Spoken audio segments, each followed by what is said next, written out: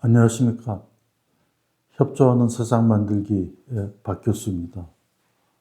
오늘은 미국과 이란의 무력 충돌 상황에서 파키스탄이 조정자 역할을 하고 있습니다. 이 에피소드를 가지고 협상과 조정 관점에서 살펴보려고 합니다. 즉, 왜 파키스탄은 조정자가 되었는가입니다. 파키스탄은 한때 국제사회에서 신뢰를 잃었던 국가였습니다.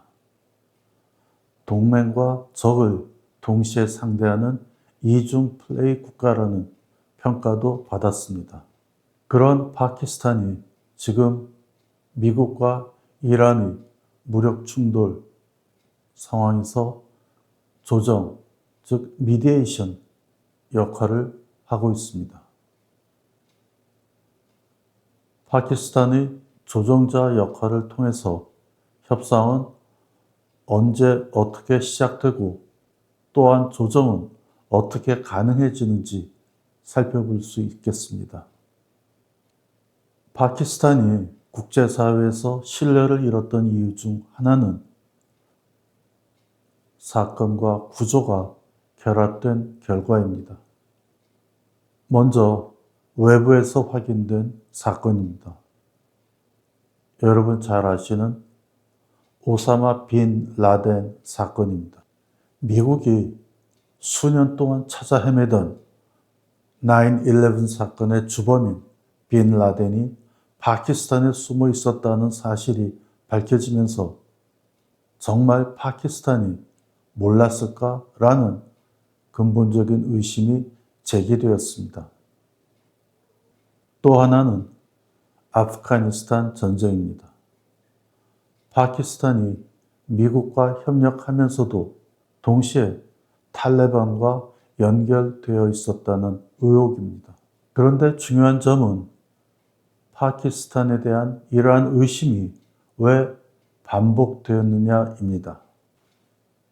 그 배경에는 국내 정치적 구조가 있습니다.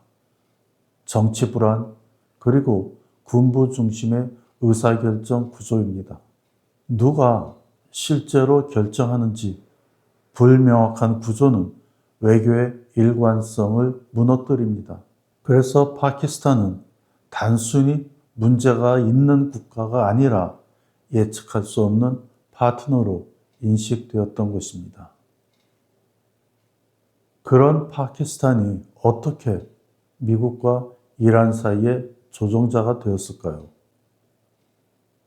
일반적으로 조정자, 즉 미디에이터의 가장 중요한 요건은 중립성, 뉴트럴리티입니다. 그러나 이번 사례에서는 조금 다릅니다. 파키스탄은 미국과 안보 협력 관계를 가지고 있고 이란과는 국경을 공유하는 이해관계를 가지고 있습니다. 즉, 파키스탄은 미국과 이란과 사이에서 완전히 중립적이라고 보기는 어렵습니다. 그럼에도 파키스탄이 조정자가 된 이유는 단 하나입니다. 미국, 이란 양측과 대화할 수 있기 때문입니다. 즉, 조정자의 요건은 반드시 중립성만은 아닙니다.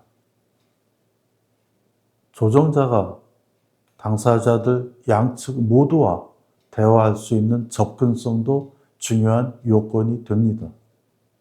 그렇다면 파키스탄은 무엇을 했을까요? 오늘 주제인 조정을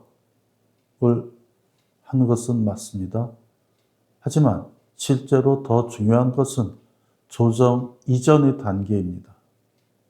미국과 이란은 직접 협상할 수 없는 그런 상태였습니다. 파키스탄은 미국과 이란 양측을 오가면서 두 국가의 입장과 조건을 전달하는 간접적인 협상 구조를 만들었습니다. 특히 휴전 발표 직전에 파키스탄은 단일 채널이 아니고 여러 층의 접촉 방식을 사용했습니다. 첫째, 정상 간의 직접 통화입니다. 파키스탄 총리와 군부수장은 미국 대통령 등과 직접 통화하며 고위급 의사를 교환했습니다. 둘째, 외교 채널입니다. 외무장관을 중심으로 이란 대표단과 접촉하며 입장과 조건을 전달했습니다. 셋째, 중간 채널입니다.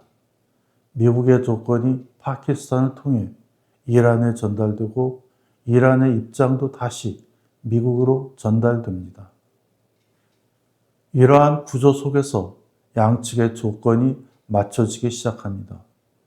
그 결과 휴전이 발표됩니다.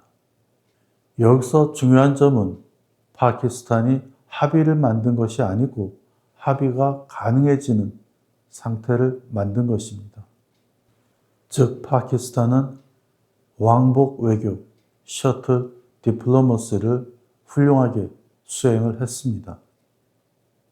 그 결과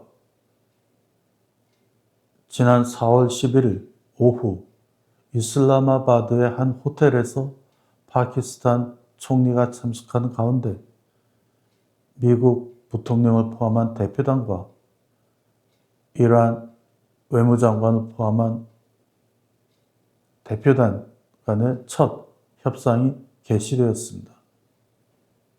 회담에 앞서 미국과 이란 대표단은 파키스탄 총리와 각각 만남을 가졌습니다.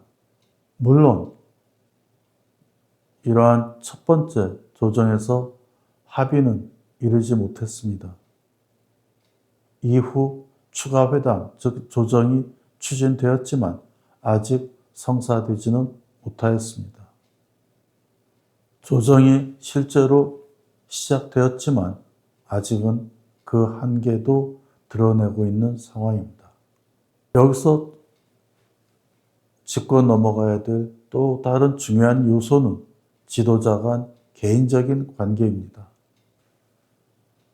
2025년 6월 파키스탄 육군 참모총장 무니르는 트럼프 대통령과 백악관에서 단독 오찬을 가졌습니다. 단순한 의전이 아니라 실제 권력 구조를 반영한 외교라고 볼 수 있습니다. 이러한 개인적인 관계는 위기 상황에서 메시지가 빠르게 전달되는 비공식 협상 채널로도 작용할 수 있습니다. 우리가 다루고 있는 이번 사례는 협상과 조정에서 중요한 점을 보여줍니다. 물론 협상은 만남에서 시작합니다. 그러나 실제로 협상은 조건이 맞춰질 때 비로소 작동합니다. 그리고 조정은 합의를 만들어내는 과정입니다. 그리고 그 핵심은 합의가 가능해지는 구조를 설계하는 데 있습니다. 그리고 조정에서 중립성은 물론 접근성도 중요합니다. 협상은 하나의 채널이 아니고 다층적인 소통 구조에서 작동합니다. 그런데 반전이 있습니다. 조정은 다른 국가들의 관계를 만들기도 하지만 또 다른 관계에서 조정자에게 비용을 발생시킬 수 있습니다.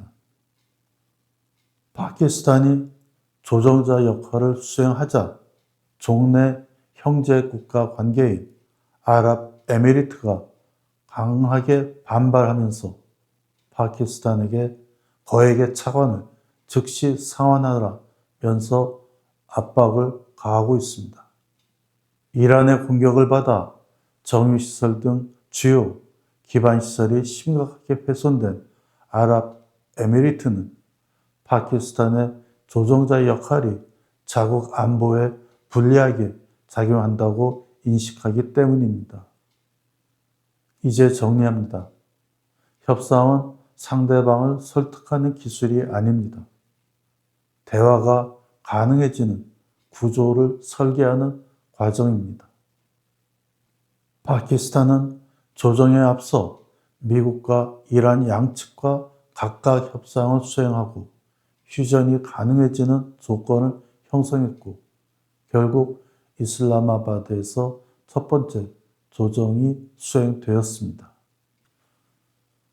협조하는 세상 만들기의 박 교수였습니다. 고맙습니다.